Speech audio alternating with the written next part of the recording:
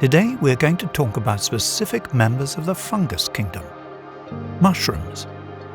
These mysterious organisms, not quite animals, not quite plants, undergo peculiar changes both above and below ground. It's a good reminder of an idea so important to mindfulness, impermanence. That is, that everything is always changing in our minds, in our bodies, and in the world around us. The term fungi can refer to a wide spectrum of microscopic and macroscopic organisms, from yeasts, which are essential to the making of bread, wine and beer, to the mushrooms that find their way onto our dinner tables. Let's look at mushrooms today. Usually protruding from soil or from a dead tree, the mushroom is the fruit of the fungus. It consists of a stalk and cap covering gills and their spores, and is responsible for reproduction. When the spores are released, and one finds its way to a moist spot, water enters the spore's cell wall, swelling it. From one point on that spherical spore emerges a protrusion or tube. From the tip of this tube, another tube segment forms, then another, and another, which becomes a long filament called a hypha.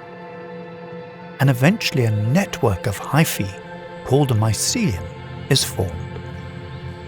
Much of a mycelium develops invisibly underground, in the soil or beneath decaying bark, and it resembles a mass of loose cotton-like threads that can sometimes reach several meters in diameter.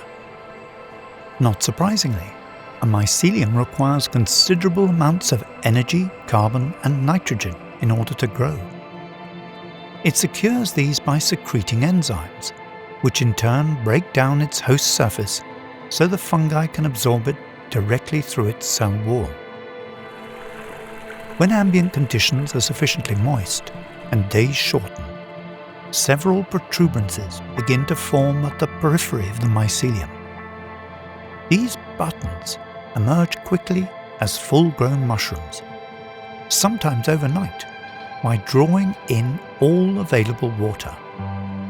If not plucked or eaten, they will soon release their own spores, and the cycle can begin again, all while the mycelium continues to expand radially under the surface. Surprisingly, fungi make up some of the largest living organisms on our planet, and are among the oldest living things on Earth, second only to bacteria.